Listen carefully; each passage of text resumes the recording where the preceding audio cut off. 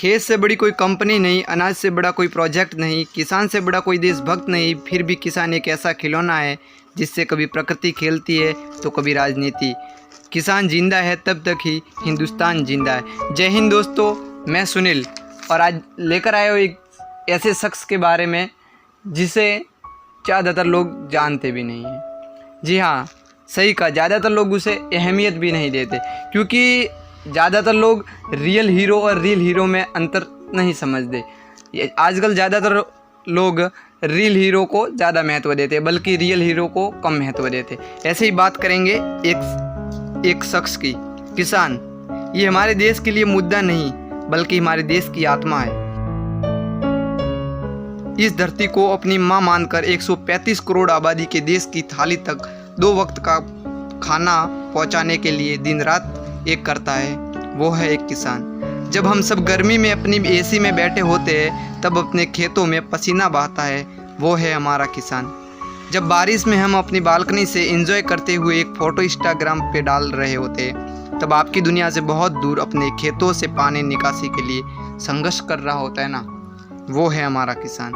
जब हम सर्दियों में रूम हीटर चलाकर कोजी फील कर रहे होते हैं ना, तब नाम मात्र कपड़ों में सुबह सुबह अपने खेतों में मेहनत कर रहा होता है, वो है हमारा किसान।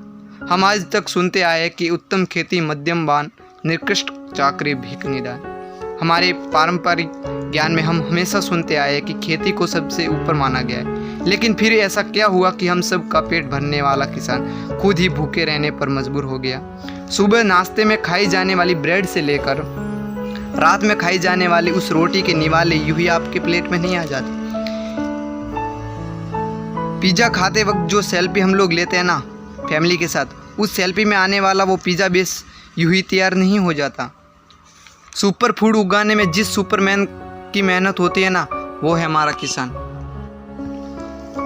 और रही सरकार की बात, तो सरकार ने भी किसान भाइयों के लिए योजनाएं निकाली है, नई नई योजनाएं, लेकिन भ्रष्टाचार इतना बढ़ गया है कि वो योजनाओं का लाभ हमारे किसान भाइयों तक नहीं मिल रहा है। उन्हें नहीं मिल रहा है इन योजनाओं का लाभ क्योंकि भ्रष्टाचार ही इतना बढ़ गया है। और अब तो हर नेता अब तो नेता ही अपनी जेब भरने में लगा है, तो बेचारे किसानों को कहाँ लाभ मिलेगा।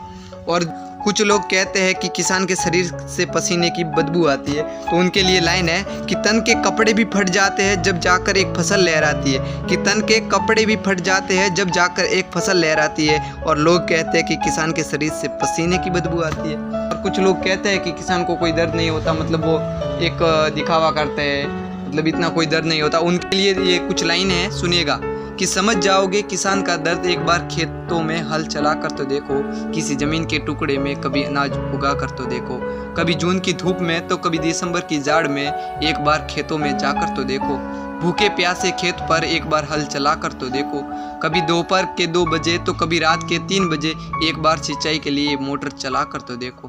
कंधों पर 15-15 लीटर की टंकी लिए एक बार खेत में स्प्रे चला कर तो देखो। कभी मौसम की मार से तो कभी नकली बीज खाद और दवाई के व्यापार से, कभी मौसम की मार से तो कभी नकली बीज खाद और दवाई के व्यापार से, कभी बीमारी कीड़ों के वार से अपनी फसल लौटा कर तो देखो।